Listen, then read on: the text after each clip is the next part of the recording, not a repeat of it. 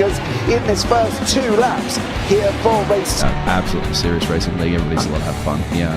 It's all about the entertainment, so I hope everybody is enjoying themselves out there in the chat. We know that Ron is been enjoying himself watching. And Burger King machine's off into the grass a little bit there. Is that really bunching up now?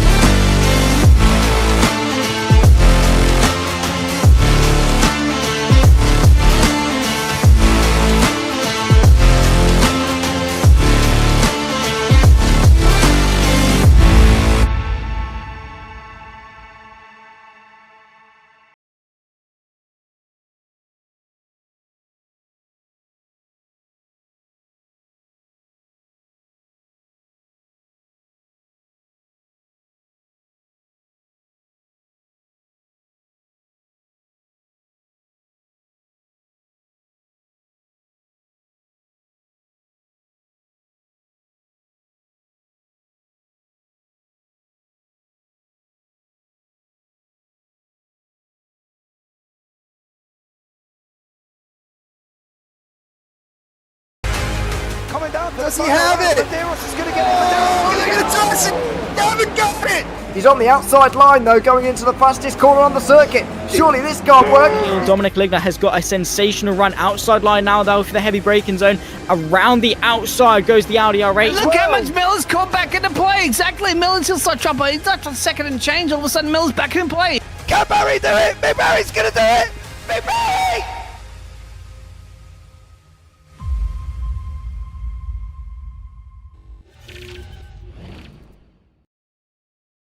Good morning, good afternoon, and good evening from wherever you may be in the world, and welcome to New South Wales, Australia for Bathurst, round number 9 of the Radical World Series Europe. We're here at Mount Panorama, and what a track this is.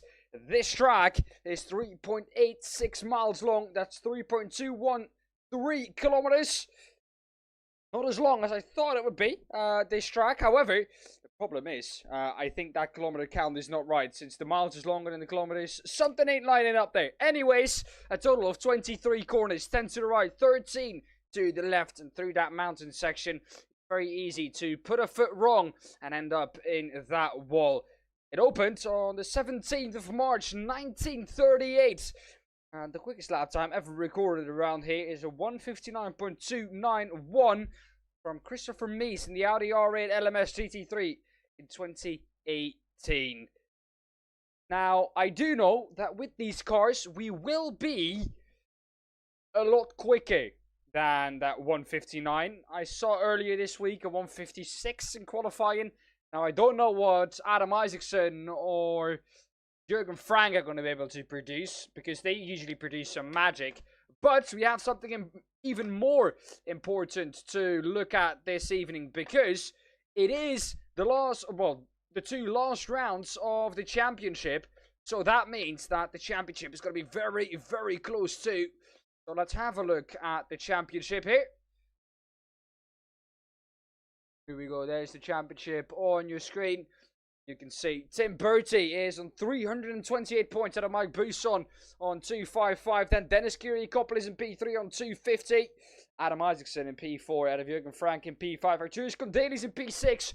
John McHutchinson in P7 out of Jason Duckworth in P8.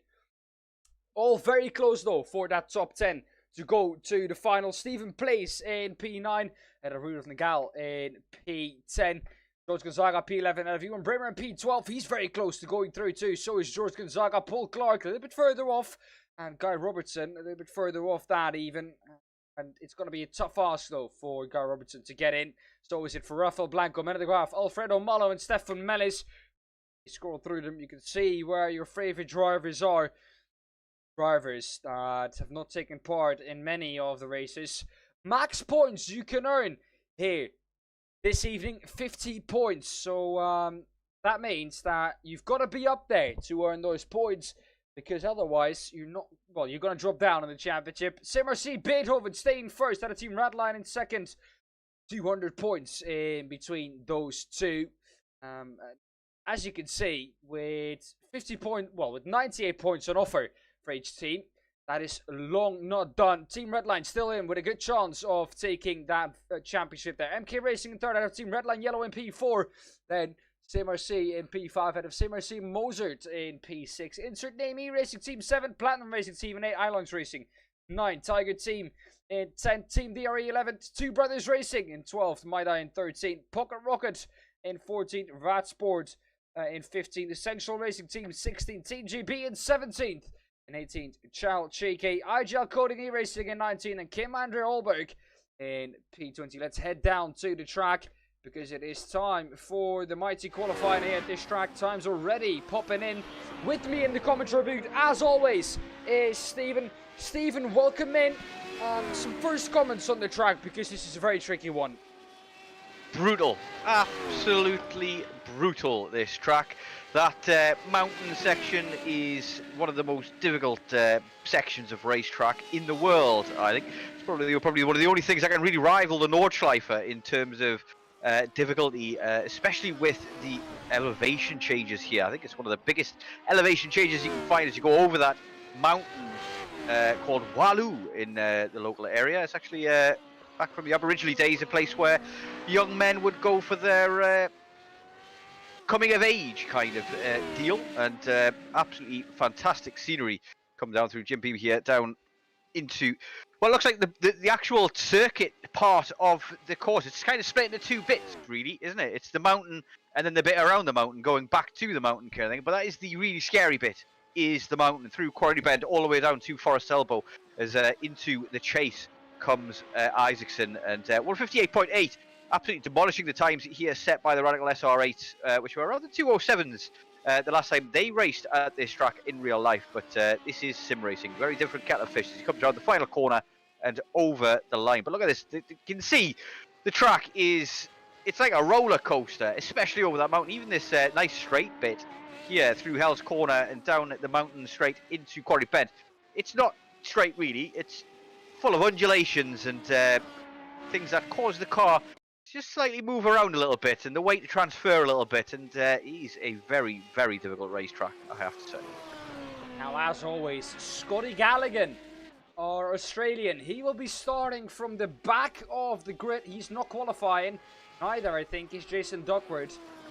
So it's going to be difficult for Scotty Galligan. So it is for Jason Duckworth to come through, especially on this track, because basically from the run up to Quarry Bend to the cutting, you can try and facilitate a pass. You can try it. However, it's going to be very difficult, because this track, especially for overtaking from Quarry Bend down to Forest Elbow, basically that whole run up and down the mountain, you can't really overtake. There's only one line really possible, else you're going to end up somewhere in a wall. Mike Buson is on a quick one.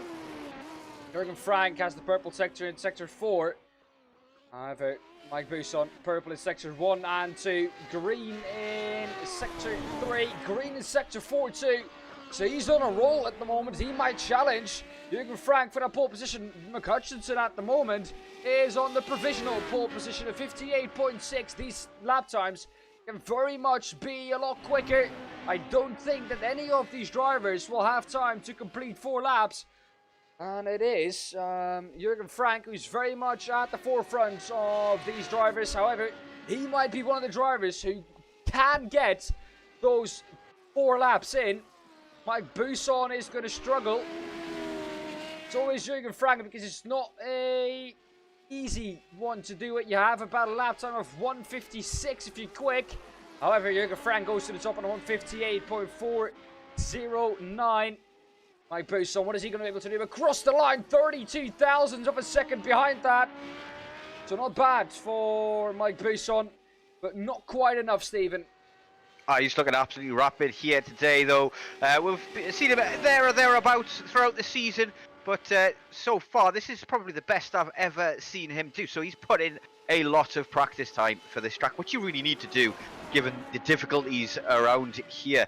As he's come through now into Karabelas. I doubt he's going to get around it for another time to put in there, but yeah, I mean, this track is deadly. And this mountain section as well. There's one particular corner called the Dipper. That is an absolute nightmare. The way the car, you lose the back end of the car down that hill, down the other side of the mountain. But this section here that Mike Bousson's driving through, as we follow on board with him, is totally flat out and absolutely mental. And I wish everybody knew that you can't overtake over the mountain, like you say, because there's been a few times I've raced around this track in iRacing where people just send it on the mountain anyway and hope that you just get out the way. But this is the Dipper here, as you get a little bit of air. Well, the problem is when you get Moment there, he comes back. There he is. And but yeah, that downhill section down the other side of the mountain, the S's in particular, the back end of the car gets very squirrely there as you lose all of the weight off the back end, and it all plows in and digs into those front tires. You get a lot of front end grip, but keeping that back end in control is the real struggle down that side. But we're coming towards the end of qualifying now, and I believe Daan Pepels is back with us. We are. An issue there, but yeah, hopefully. Look at McHutchinson here as well in the pit lanes at the moment, but Isaacson coming around the final corner. What can he do as he crosses the line? He gets it pole position with a 158.1 and a 2.5 tenths gap there over his rank. Wow, what a lap. And that was on the verge of the knockover to the race, so he was just in time. Let's take a look at the grids, how they're going to stack up here. It is Adam Isaacson in P1 ahead of Jürgen Frank in P2. 2.5 tenths in the end, that gap. Mike Bousson P3, John McHutchison P4, Arturus Condenas P5, Stephen Place P6, Ewan Bremer P7, Rafael Blanco P8, 9 George Gonzaga, Rudolf Nigal P10, Guy Robertson P11, Stefan Mellis in P12 ahead of Alex Roggenbach in P13 and Scotty Galligan, the Australian on home turf in P14, and Thomas in P15 and Jason Duckworth in P16. All in all, I would say a good grid for the race. Yep, we've got 16 drivers here who are going to be vying for position throughout this first lap. This first lap is going to be probably mayhem if if I want to make a prediction. That first run through Hell's Corner and then down into Quarry is a great place to get an overtake done if you get a good start. And a good start here really catapult a few positions into Hell's Corner as well. But getting in front and staying in front on the rise over that mountain is imperative. A number of guys are going to be maybe getting a bit elbows out and spicy on the run up to those corners there as they come into the mountain section. It's going to be every man for themselves, but 30-minute race isn't a lot of time to get things done, and kind of how those guys starting at the back are going to need to get a shift on and get some aggressive overtakes done. Saw last week in Callahan getting caught up after an aggressive move and lost himself a couple of positions and maybe a lot of time as well. He's going to have a tall order, but he's looking in practice as though he was quick off the mark. But lights are on. Five lights are on, and they're out, and we're underway for round number 9, the second to last round, and it is Jürgen Frank with a lightning start. The inside, though, for Adam Isaacson. He's going to carry it all the way on the long way round, and Jürgen Frank is up into P1 from the start on in. This is not the start that Adam Isaacson wanted. However, a dream start for Jürgen Frank. Mike Bousson in P3 and John McHutchison in P4. A little bit further back, it is Mike Bousson who's going to have a look down the inside of Adam Isaacson. It's not going to make it though. That is a long, long way off. Rafael Blanco in the background trying his best to get through too. Scotty Galligan, however, already up 3 positions. Ahead of Guy Robinson, Thomas, Stefan Mendes, Jason Duckworth, and Alex Roggenbach all the way down at the back of the grid. Here is Alex. And a little further up the road is Stefan Mendes. Thomas in kind of pink-purple livery car with all the stars on it. And here we have Scotty Galligan, a special livery for this race. He will be rocking that one in the Americas too, but I think he'll be starting from a better position in the Americas because he will qualify. That's what he said last week anyways. Looking back at the front though, Jürgen Frank still in the lead ahead of Adam Myerson in P2 and Mike Buisson coming through in P3. Yeah, what an absolutely fantastic start there for Jürgen Frank, getting around the outside, and yes, very brave move. And Isaacson, I suppose, being his teammate, probably maybe backed off a little bit, gave him that, thinking that he's probably going to get the run down into Quarry Corner anyway. But as it stands, everybody's got through relatively cleanly. Lots of positions there lost from Stefan Mellis, Alex Roggenbach and Guy Robertson. And Ivan Bremer has also lost quite a few, 4 positions he's dropped there on this opening lap as they all come through chase now. There's a bit of damage there on the back of this man. Not sure who we're looking at the moment, but that's not an ideal start. Maybe got back end a little bit twitchy there and hit a wall. Maybe he's had contact with somebody. It is Ivan Bremer there, that explains why he's gone down so many positions. It possibly maybe got himself a punt up the backside for his sins, I suppose. But look at the liveries on some of these cars, are absolutely fantastic. I have to say that Callahan's livery is absolutely brilliant. Let's have a look at here at the replay and see what went on as Ivan Bremer coming through the mountain section here, down into the dipper, gets sideways. Yep, that is the dipper. I just lost all the grip on the back end and just, yeah, no contact with anybody else. He's done very well to keep it out of anybody else's way, but big damage to the back of his car there. I believe there is a fast repair available here for these guys, but there's no mandatory pit stop for the 30-minute race here either, but could be wrong on that. Long way to go here though, 27 minutes got to go, and first lap underway, and on another rise over the mountain we go. Now, something that I'm really surprised about, Stephen, and I didn't even know it was possible, but Alex Roggenbach has found an off-track through the mountain section. Oh yeah, definitely possible. Definitely possible. Especially the SS. I mean, the skyline. That first right-hander as you go down the hill. You can get a little out of shape there. Just straight lining it.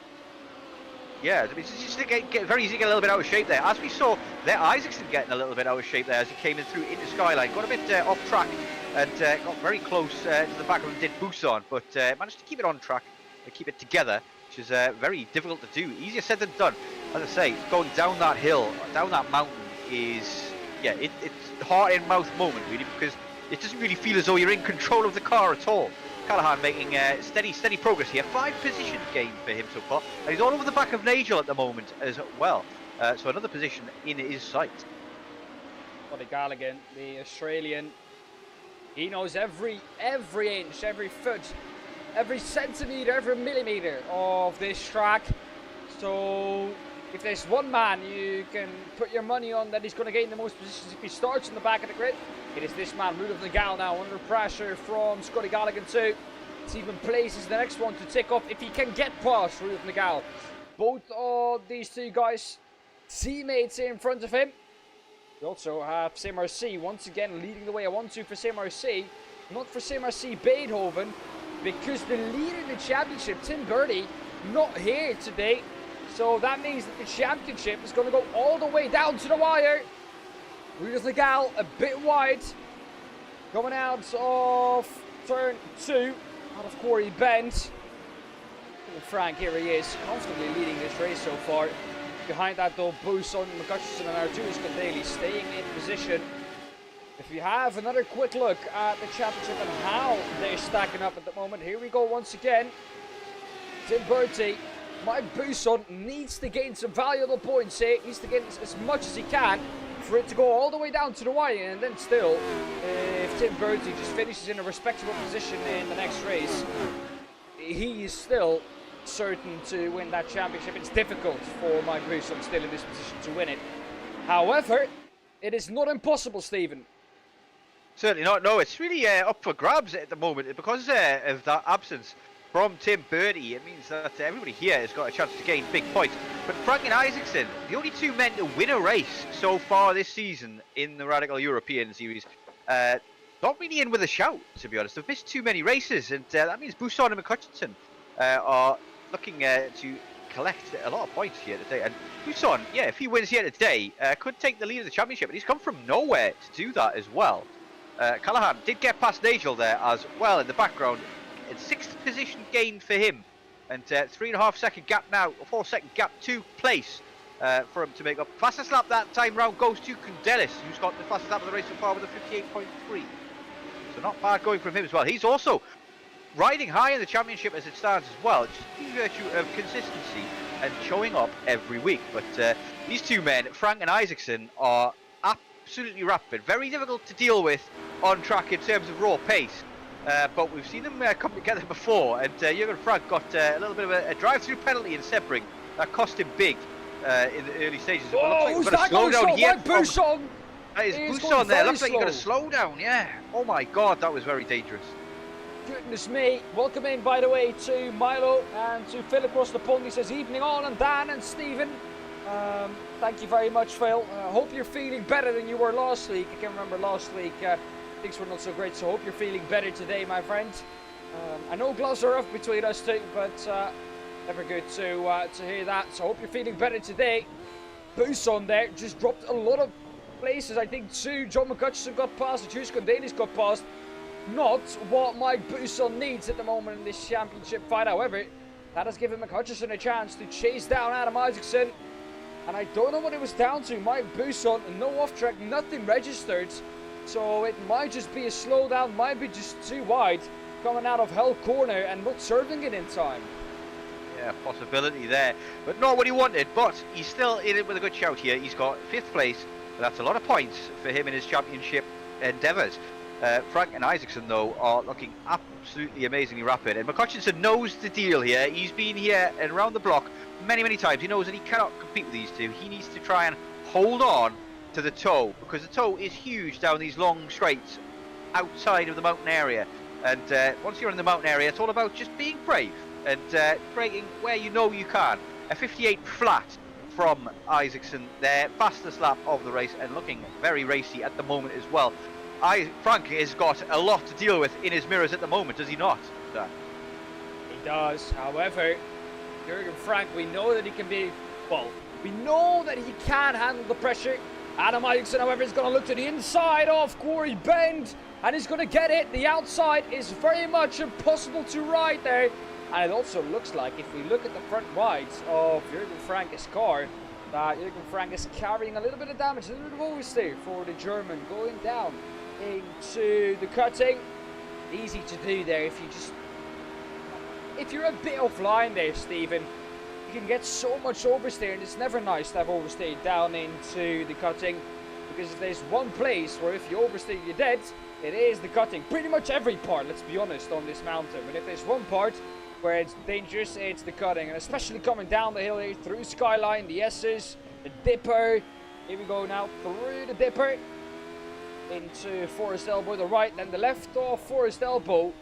And there's actually, yeah, look, there's a driveway, or a driveway of someone's house living there. So I don't know how much they paid him to put his driveway or block his driveway for a day.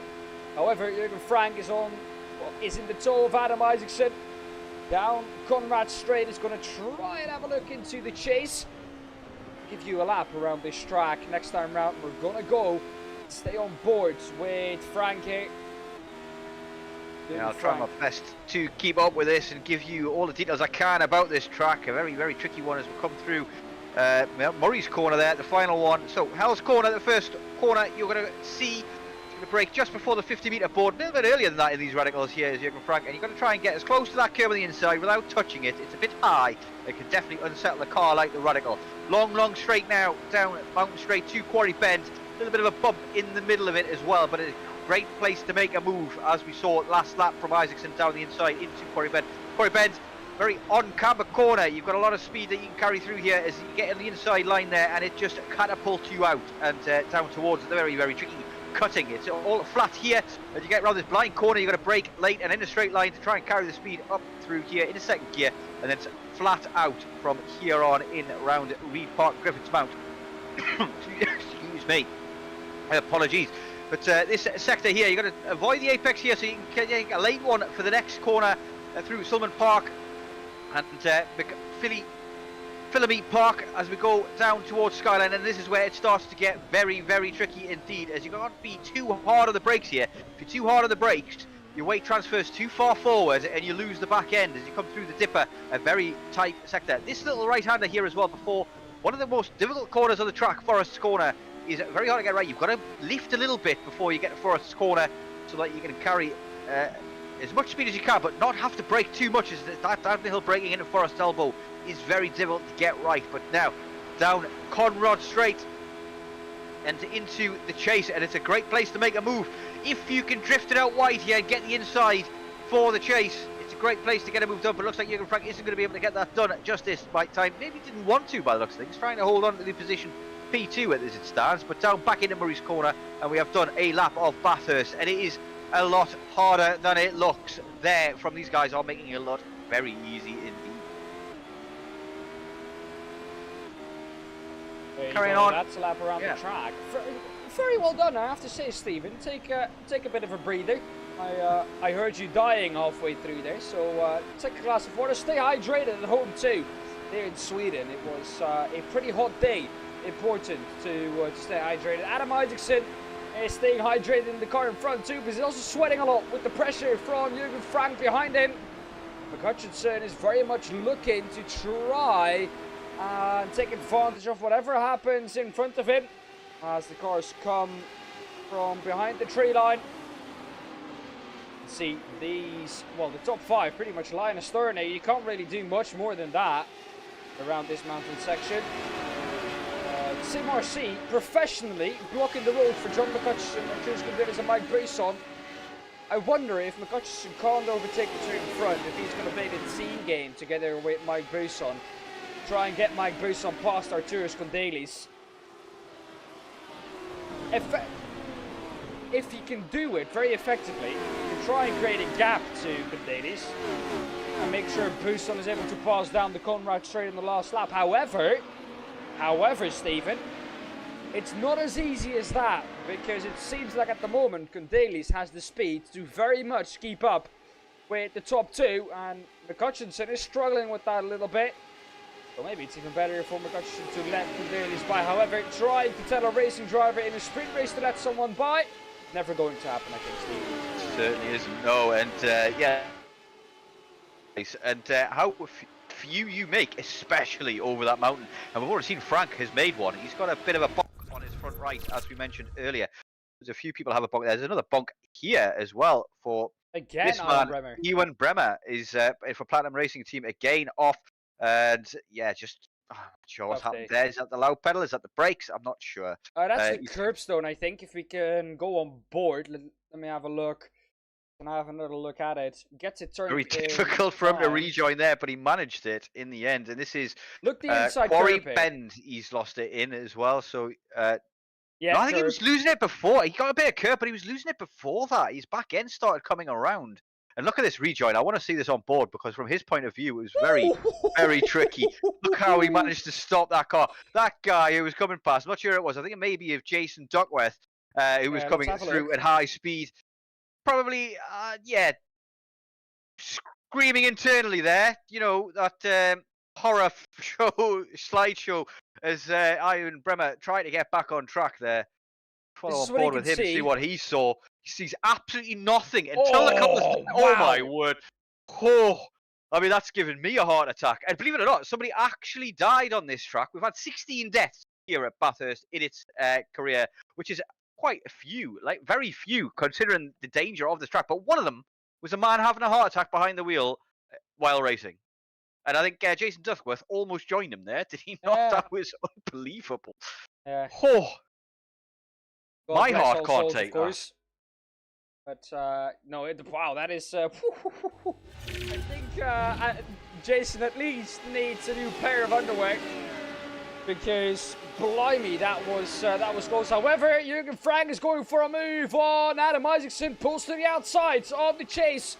Is he going to be able to make it the long way around? Yes, he is. And it's Simracing Beethoven ahead of Simracing again. John McCutcheon is now having his own bite at the cherry too. He's going to have to go the long way around. He doesn't manage. That now allows Arturus Dailies to have a little nibble at him. Is he going to be able to go to the inside? He's going to have to break lane down into Hell Corner. He's not going to go for it. He chooses to stay behind, and that might well be a chance for Arturus Dailies slipping through his fingers, because I don't think he's going to be able to make a move down Mountain Straight, because John McCutcheon, as well as him, has slipped straight from the driver in front of him.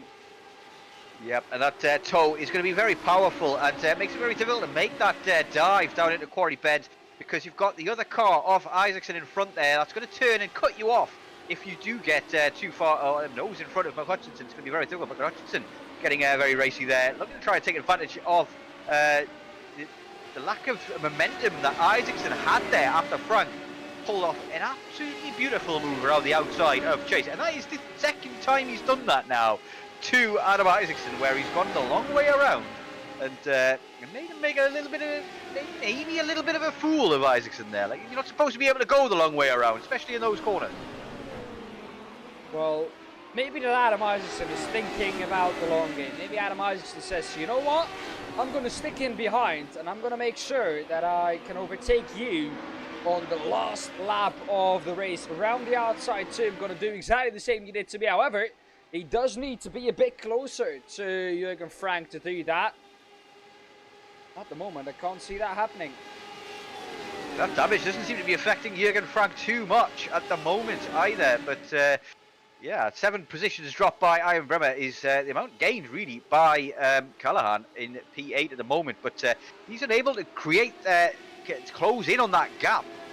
Staying around 5-6 seconds, actually growing to Place there, but Place and Blanco also getting a fair bit racy as their timing boards getting very, very close to each other, but unable to see it at the moment. But these guys, the front 4, they've dropped by Buson. It looks like he's made a mistake again.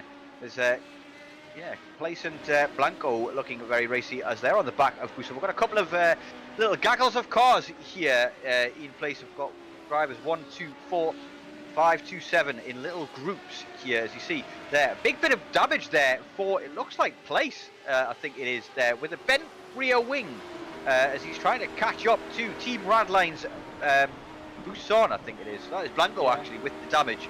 Correct myself. So, but yeah, here is Buson, who's had maybe another error there. He's dropped 3.5 seconds off the pace here, and he'll be disappointed with that. He maybe needs to, maybe the pressure's getting to him a bit now that he's hitting the dizzy heights of P2 in the championship.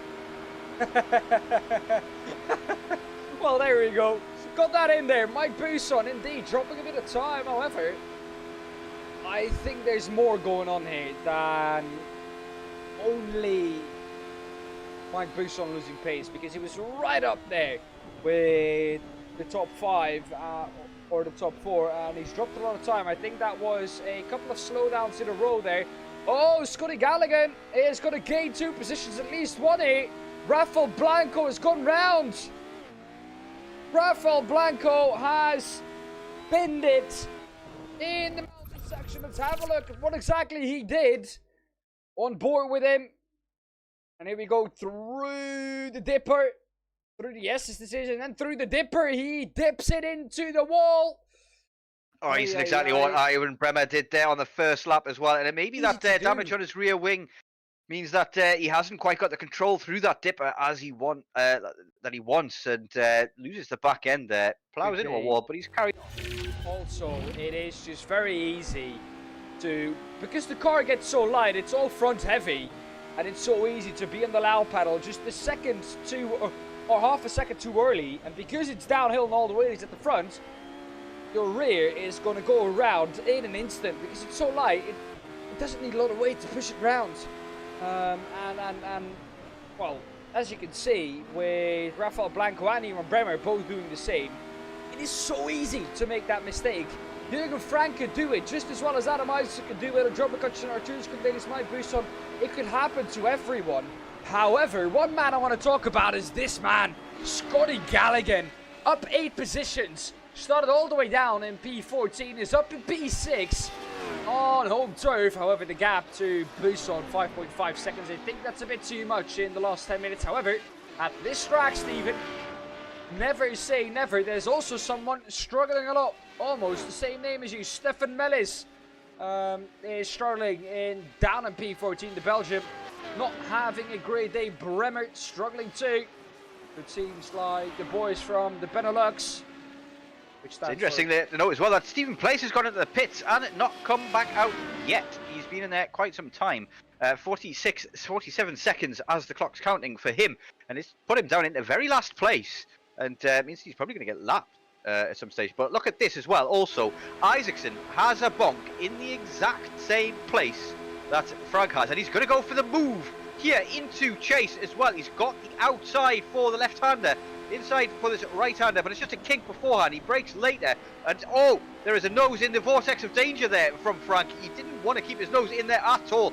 Looks like he backed out in the end, got a bit over the curb, but McHutchinson is looking for any scraps, and he's getting his nose alongside into that vortex of danger once more, putting his nose where it maybe doesn't belong, and Karabelas now going for the move on McHutchinson, and these guys are getting very racy, but he pulls out of it. Yeah, he doesn't want to go for it just yet. 8 minutes remaining. And it's all about who's where on the last lap and who can make that move on that last lap. And whether the guy in front can defend it. Isaacson might not be able to do so against Frank, but he seems to have bogged his front right the same way that Frank has. So maybe he followed him into a wall somewhere. I don't think so. That happened after the incident from Frank, because Frank had that bonk before on the front right left-hand side of screen at the moment. So I don't think that is the case. However, they could have hit the same wall, and Isaacson might have done it a bit later on. I think the most likely candidate is probably right here, where you come at full speed, flat out through Reed Park in Solomon Park, and you've got to get very close to the wall on the outside here to open up. He's all over him though. Philamy Park, and yeah, this is getting very spicy indeed. These guys want to race. And, I mean, this section always has me heart and mouth. That dipper there. Ooh, looks like McHutchinson got very sideways through and there as well. McHutchinson is gone. He's back into the pit lane. McHutchinson it's a from big P4 crash from him. All the way down the order. McHutchinson has crashed, and let's have a look at how exactly that happened. McHutchinson here coming through Skyline. McHutchinson did lose it there in the dipper as we follow the replay. Look at this. He gets a bit sideways, locks up, and gets punted hard into the wall there by Karabelas. Karabelas had nowhere to go though. What could he really do? He did not expect McHutchinson to be sideways there in that moment. And that is the dipper claiming yet another victim. That is the third at least that we've seen. But Frank and Isaacson care not one jot. They are too busy having too much fun racing each other. Stephen Place in chat. My internet is poo-poo today. I had to stop. That is sad for Stephen Place. However, Stephen, I hope for you that it is fixed, because for the people who don't know, Stephen Place leader in the American Championship. So if Stephen Place is not able to attend that one, it might go all the way down to the wire there too. Stephen Place could win it tonight. So Stephen Place, I hope for you that your internet is going to be back for the Americas in about 5 hours time. So I hope that's going to happen. But that has allowed Scotty Galligan to go up into P5. Mike Buson into P4. Arturus Condelli is now chasing down the top two. Jürgen Frank, however, is now free to chase Isaacson. McHutchinson's not going to be best pleased with that end up. It's going to be a very unfortunate situation. Just one of those racing incidents. I don't think Gonzalez could do anything about it to avoid it. You can't really predict the guy, 4 meters in front of you losing it. But some very good drives happening here regardless. We've got Duckworth gained 5 positions. We've got Ibas Thomas, otherwise known as, in P9 gained 6 positions from Callahan there, or Galligan. In P5 gained 9 positions. We've seen him do this before. Last week in Spa, I believe he did a very good job. Gained a lot of positions, had a bit of an incident, and came back to still finish strongly. But a 4-second gap to make up in 5 minutes is going to be a tall order. He's probably not going to catch Buson. But Buson in P4 is gaining good points here for his championship charge. Could well take charge of the championship between him and Tim Bertie, who is not here with us this evening, so could be losing it out big time. I believe there's 70-odd points between the two of them. And this is going to be a sizable chunk taken out of that. Meaning that going into round 10 at Imola in the endurance race, all he needs to do is get a good win over Tim Bertie, which is a tall order, mind. giving his consistency throughout this season. I mean, his lowest position was P4, I think. Absolutely unbelievable consistency, as we have seen all season from these two guys when we've seen them. And Karabelas is right with them as well, looking to pick up any scraps that these guys might leave on the table. So these guys are getting very feisty coming into the final few laps. We're going to have an overtake here again once more as Frank going to the outside. Isaacson defending the inside into Quarry Bend. No way you can get that done. Like you said earlier, can't be done, can it? Really, you can't go around the outside in that corner. It's the way that corner is shaped, Stephen. The camber is all the way on the inside, and in terms of camber, it's almost completely flat off the ideal line. So you really want to be hitting that curb just about with your front right wheel. You want to be scraping along it, if you know what I mean, and that's where that camber is. And if you're not in there, you're going to lose time. So Jürgen Frank, there was no way he was going to make that pass on Adam Isaacson in that corner. However, just putting him under pressure might do enough. Yeah, I mean, pressure around here, especially over this mountain as well. You do not want to be looking in your rear view mirror down the side of the mountain at all. Bit of a squeak of smoke there from Isaacson's front left as he locks up into Forest corner, Forest elbow as well. It's a very, very difficult corner. These guys are getting very racy. Is there's a bit of weaving going on here from Isaacson. He has to stay right now. He has to stay right because he weaved, I think, twice. So he moved twice to defend. Now he has to stay there, and he does that.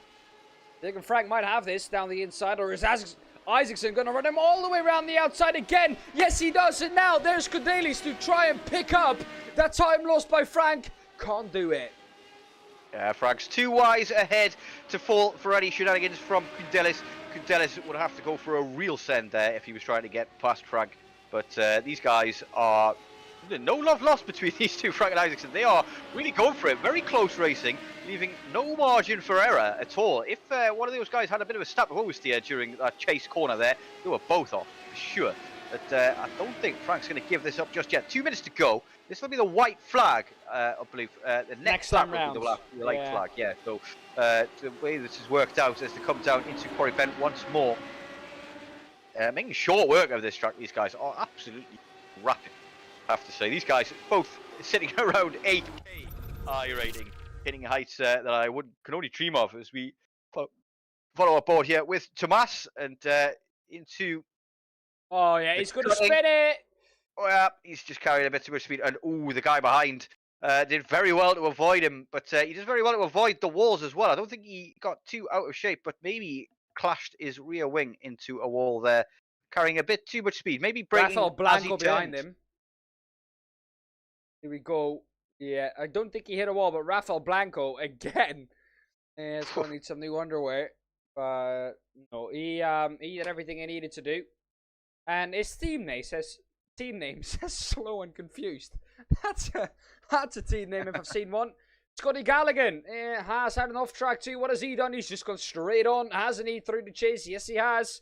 Let's go back to the live actions. Leader's about to go on to Conrad straight, and Arturus Karabelas is challenging Jürgen Frank for that second position. The inside for Jürgen Frank has been done around the outside a couple of times now. However, Jürgen Frank is going to defend that with his elbows out. Got his elbows out there, and Arturus Karabelas cannot make it. And now that has given him some sizable margin to Karabelas. He can now chase Daan Isaacson.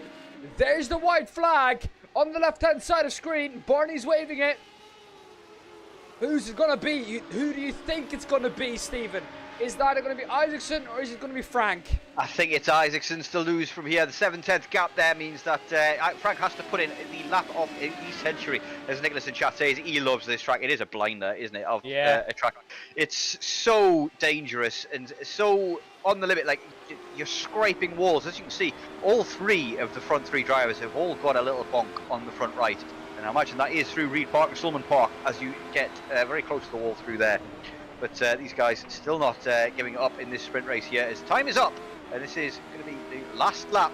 Checkered flag coming as we go over the mountain one last time. And really all of the track that Frank is using here. Look how close he gets to the wall here. Look close to the curb as well. This is the real place where you get very, very close to that wall here as you come through McPhillamy Park.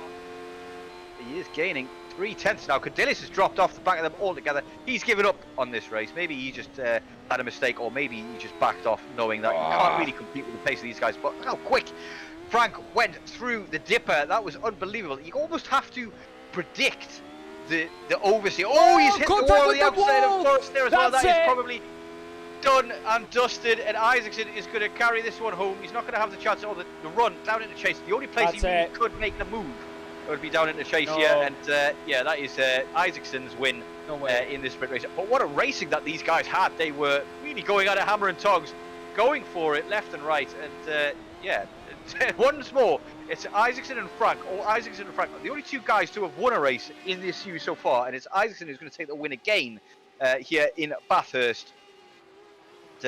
Actually made up quite a bit of space here. The toe, so powerful, but Isaacson crosses the line. There's the checkered flag from Barry. We really hope it's not Tim Cook, but look at the damage there on the inside. It looks like he may be crabbing a little bit. That could be just the way the car's he's controlling the car. But Frank with an absolutely fantastic P2. Karabelas with a great podium there from his point of view. He's looking very good in terms of the championship. He's in P6 at the moment in the championship, and a P3 finish here for him will allow him to overtake a couple of people who maybe aren't here. Busan, he's going to gain some points on him, but won't catch up too fast. But Karabelas, who's not with us this evening, will maybe lose out to Karabelas here. Karabelas having a blinding season so far, you've got to say.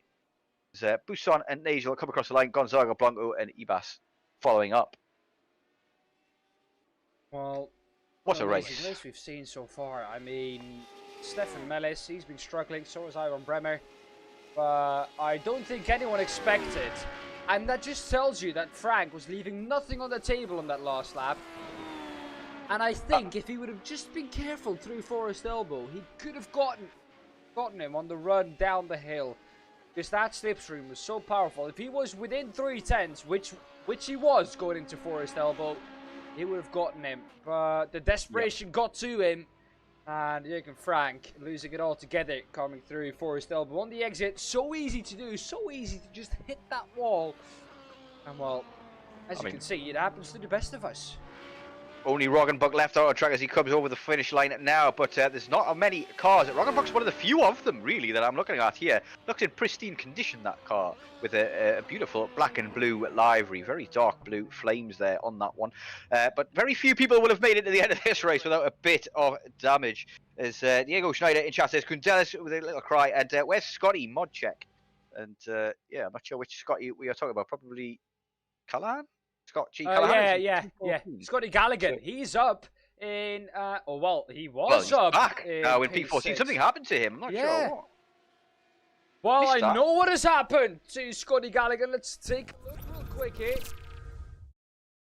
This is Scotty Gallagher. This is the last lap of the race. This is going down into Quarry Bend on the grass. That is all over for Scotty Gallagher. And then does he get collected? Let's hope he can stay out of the way of everyone, but that was a massive one. Oh, huge one. Yeah, I don't think he was going to get that car going again, even on the last lap. Even if he could crab it round and get a finish position, he would have been danger on track, especially going over that mountain, being so slow over that mountain with no downforce and grip. Could have caused mayhem for other people on track, and he's probably done the right thing there and just towed it back to the pits and taken the loss. But one tyre is all it took.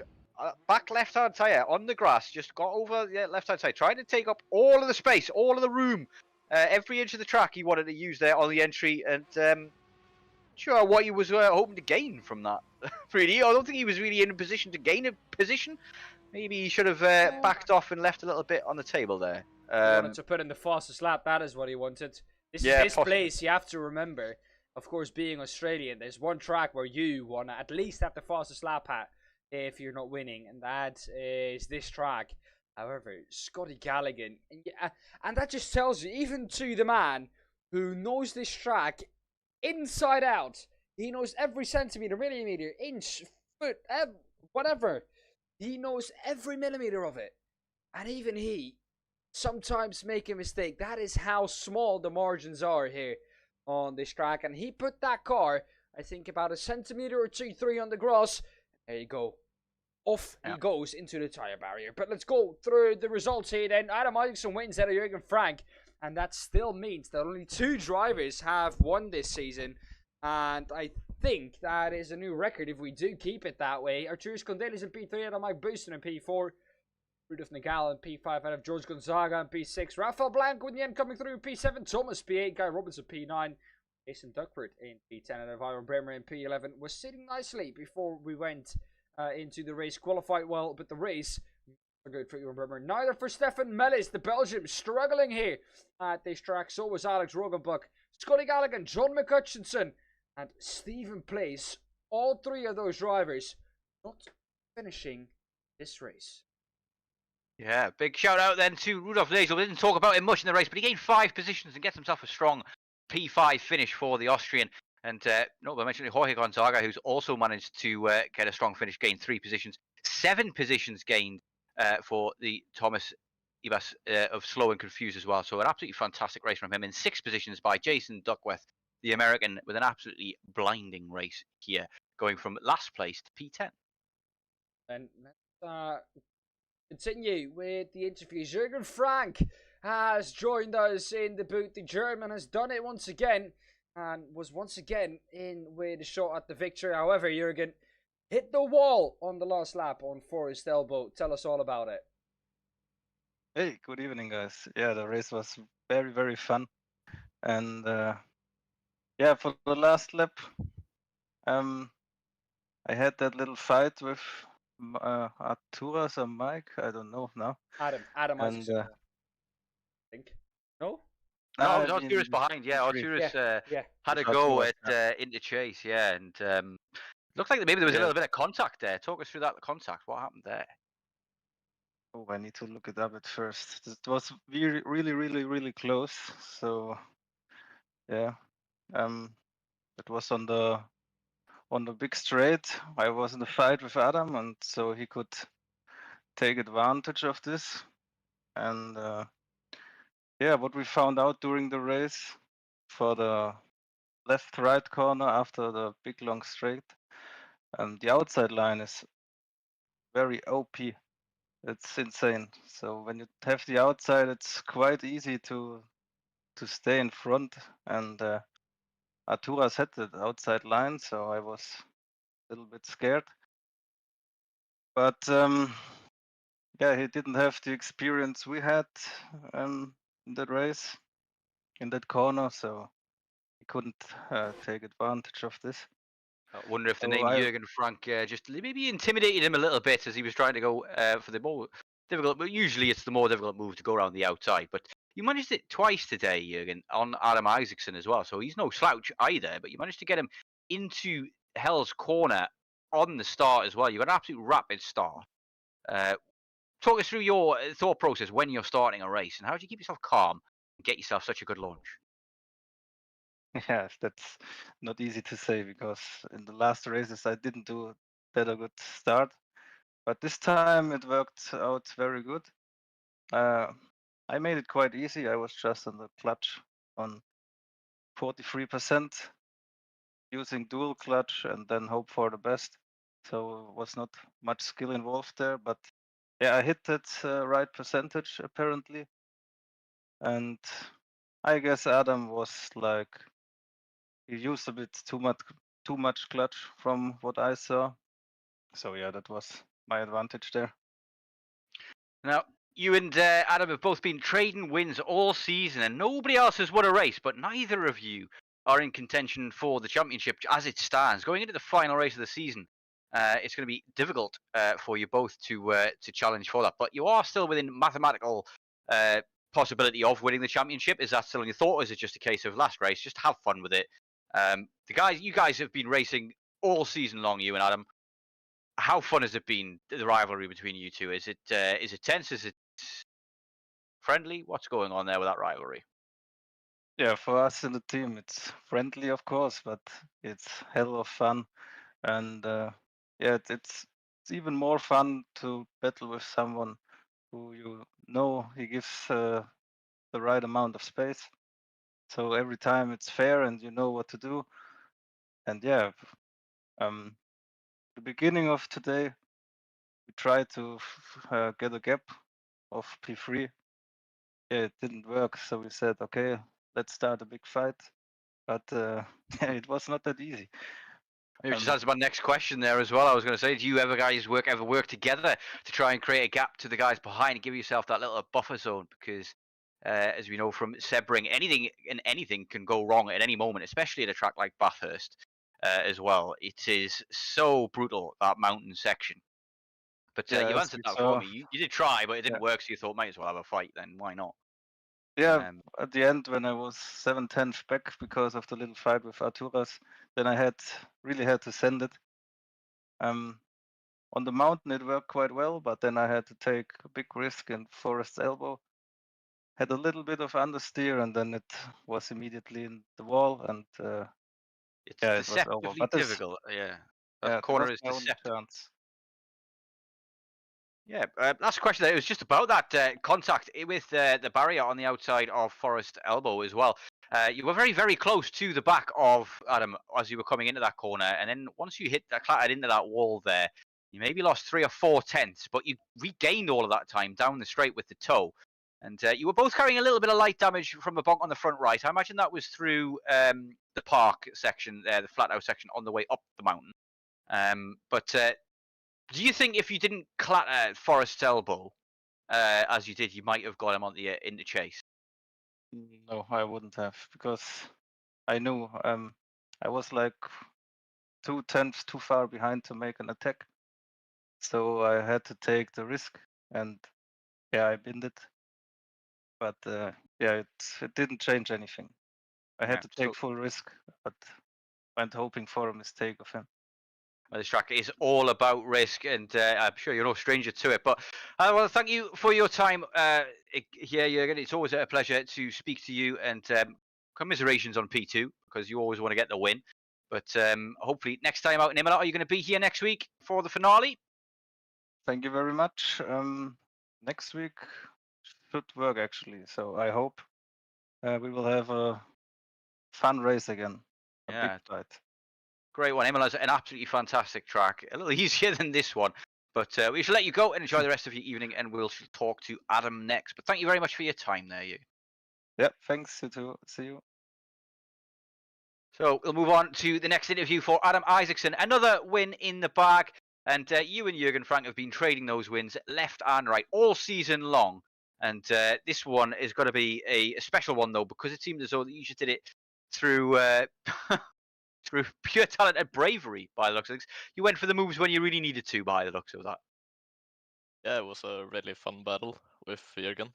I think track position was really important. Being in the lead was very good, because it's so hard to overtake when the guy in front was defending. And the draft definitely played a big part, because like we realized quite early that we wouldn't be able to break it to the guys behind. Yeah, Jürgen said something similar as well, that you guys were maybe working together a little bit at the start of the race in order to create a gap to those guys running behind, but they were able to keep up even after McCutcheon had a big off in the dipper. But let's talk about the track itself. Where do you think is obviously the mountain is the hardest part, but is there a particular corner that you really dislike on this track? A particular corner that you really love? What do you think? This is actually one of my favorite tracks. I really like this kind of, like, I guess this isn't a street track, but it's that kind of a track. I mean, this track is a road. I mean, people's houses are on this track. This is a road track the rest of the year, really. So you could really call it a street track, I suppose. Oh, it's yeah, a dedicated circuit, but I mean, you're driving past people's driveways as you go through the houses. So as we follow up as you come down into Chase, there's another driveway on the left-hand side and a few houses there. And you can't get to these houses without getting on the track either. So I suppose you could call it a street track. It's very much a street track feel, of course, because any mistake and you're buried knee deep into a wall, and it's very difficult to get out of it. But favorite corner, I suppose, is there a one that stands out for you that you just absolutely adore, and one that you really don't, or any that you really don't like?